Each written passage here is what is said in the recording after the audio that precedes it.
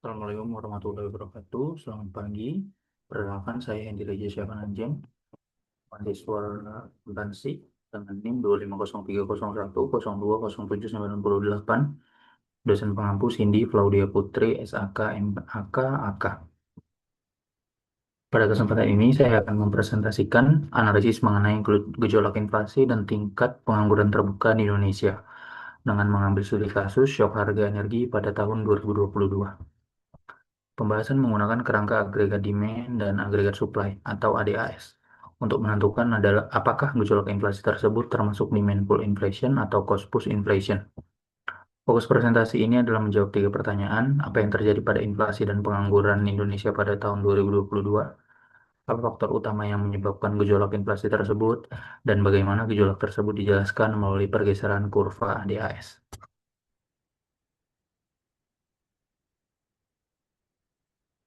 Periode yang saya pilih adalah tahun 2022, khususnya September 2022. Periode ini dipilih karena terdapat perubahan yang cukup tajam pada inflasi setelah pemerintah melakukan penyesuaian harga bahan bakar minyak atau BBM.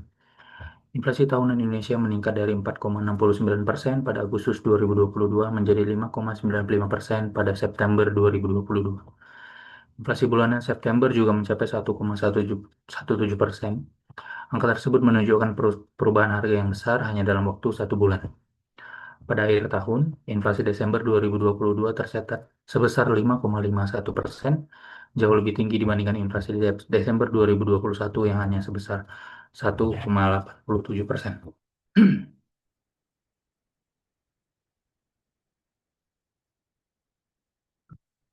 Dengan demikian, September 2022 dapat dipandang sebagai titik penting atau titik patah dalam perkembangan inflasi Indonesia. Selanjutnya, saya membandingkan inflasi dengan tingkat pengangguran terbuka atau TPT selama periode 2019 sampai dengan 2023. Pada 2020, ketika terjadi pandemi COVID-19, inflasi turun menjadi 1,68%, tetapi TPT meningkat tajam menjadi 7,07%. Kondisi ini menggambarkan melemahnya permintaan, terganggunya kegiatan produksi, dan meningkatnya pengangguran. Pada 2022 terlihat pola yang berbeda. Inflasi meningkat tajam menjadi 5,51%, sedangkan TPT justru turun menjadi 5,85%. Jumlah penduduk yang bekerja juga meningkat sekitar 4,25 juta orang dibandingkan tahun sebelumnya. Jadi, hal pentingnya adalah inflasi meningkat tajam ketika pasar kerja sedang membaik. Namun, inflasi Desember dan TPT Agustus memiliki bulan observasi yang berbeda. Perbandingan ini digunakan untuk melihat arah makroekonomi, bukan membuktikan hubungan sebab akibat secara langsung.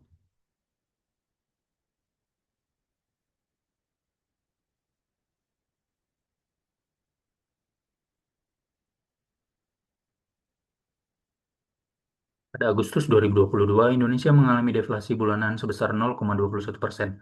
Namun, pada September terjadi inflasi bulanan sebesar 1,17%. Dalam periode yang sama, inflasi tahunan meningkat dari 4,69% menjadi 5,95%. Kenaikan tersebut terjadi setelah penyesuaian harga BBM pada awal September 2022. Sumber utama kenaikan harga berasal dari kelompok Administrated Price atau harga barang atau jasa yang banyak dipengaruhi kebijakan pemerintah. Pada Desember 2022, kelompok transportasi mengalami inflasi sebesar 15,26%. Secara tahunan, angka ini jauh lebih tinggi daripada inflasi umum sebesar 5,51% dan inflasi inti sebesar 3,63%.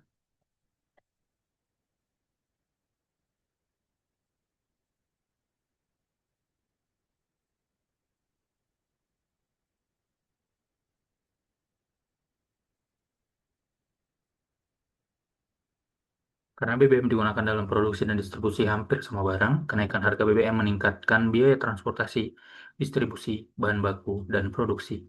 Kenaikan biaya tersebut kemudian diteruskan oleh produsen kepada konsumen melalui kenaikan harga. Demand pull atau cost push inflation. Demand pull inflation terjadi ketika permintaan agregat meningkat lebih cepat daripada kapasitas produksi. Tingkat harga dan output biasanya meningkat bersama dalam model ADAS, kurva AD bergeser ke kanan. Cost push inflation terjadi karena kenaikan biaya produksi atau gangguan sisi penawaran. Misalnya kenaikan harga energi, bahan baku, biaya transportasi, atau gangguan rantai pasok. Dalam model ADAS, SRAS bergeser ke kiri atau ke atas. Berdasarkan data, Gejolak inflasi pada tahun 2022 lebih tepat dikategorikan sebagai cost push inflation. Pertama, waktu lonjakan inflasi bertepatan dengan penyesuaian harga BBM.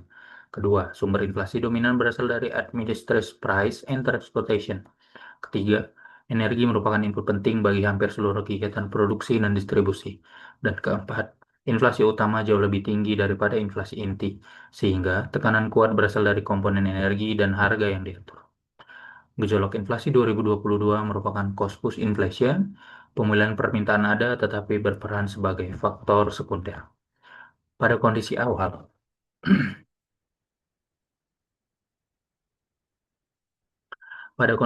perekonomian berada pada titik keseimbangan E0, yaitu perpotongan antara AD0 serta SRAS0. Tingkat harga berada pada P0 dan output real berada pada Y0. Kemudian terjadi kenaikan harga BBM dan energi. Biaya produksi serta distribusi meningkat pada setiap tingkat harga. Produsen hanya bersedia menawarkan jumlah output yang lebih sedikit. Akibatnya, kurva penawaran agregat jangka pendek bergeser dari SRAS0 ke SRAS1, yaitu ke kiri atau ke atas. Keseimbangan berpindah dari 0, E0 ke E1. Dampaknya, tingkat harga naik dari P0 menjadi P1, sedangkan output real turun dari Y0 menjadi Y1 relatif terhadap kondisi tanpa shock. Kenaikan harga BBM terutama menggeser SRAS ke kiri atau ke atas, bukan menggeser AD ke kanan. Kemungkinan muncul pertanyaan, jika cost push inflation menekan output, mengapa TPT pada 2022 justru menurun? TPT Agustus 2022 sebesar 5,86%, turun 0,63 poin persentase dibandingkan tahun 2021. Namun, data TPT diukur pada Agustus, sedangkan penyesuaian harga BBM terjadi pada awal September. Artinya, data pengangguran Agustus belum sepenuhnya menangkap dampak kenaikan BBM. Kesimpulan yang tepat bukan bahwa kenaikan BBM menyebabkan pengangguran turun. Pasar kerja sedang mengalami pemulihan ketika perekonomian menerima syok biaya energi. Pada 2022, mobilitas masyarakat kembali normal. Kegiatan usaha meningkat dan konsumsi mulai pulih. Kondisi ini dapat mendorong adik ke kanan.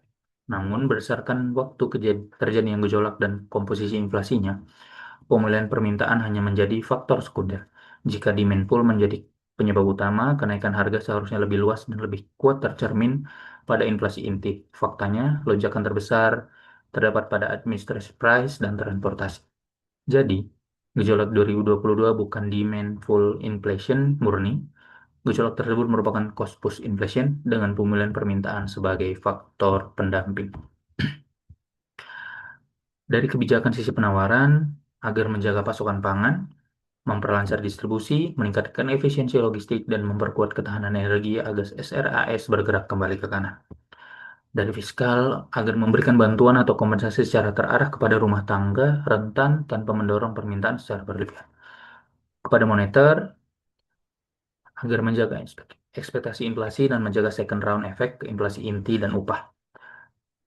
Kepada pemangku kebijakan agar memperkuat sinergi pemerintah pusat, pemerintah daerah, Bank Indonesia, TPIP, dan TPID untuk mengatasi masalah pasokan dan distribusi. Sebagai kesimpulan, terdapat 3 poin utama. Yang pertama, Indonesia mengalami geloncang inflasi yang kuat pada September 2022. Inflasi tahunan meningkat dari 4,69% menjadi 5,95%. Yang kedua, gejolak terutama disebabkan oleh kenaikan harga BBM, energi, transportasi, dan biaya distribusi. Karena itu, gejolak lebih tepat dikategorikan sebagai cost push inflation. Yang ketiga, dalam model ADAS, kenaikan biaya produksi menggeser SRAS ke kiri atau ke atas, tingkat harga naik, sedangkan output real turun relatif terhadap kondisi tanpa shock. Jadi, kenaikan harga BBM terutama menggeser SRAS0 ke SRAS1, bukan terutama menggeser AD ke kanan. Demand pull merupakan faktor sekunder, sedangkan shock biaya energi merupakan penjelasan primer. Demikian presentasi yang dapat saya sampaikan. Mohon maaf ketika ada kesalahan kata atau perbuatan saya selama presentasi. Terima kasih atas perhatian. Saya, saya cukupkan. Wassalamualaikum warahmatullahi wabarakatuh.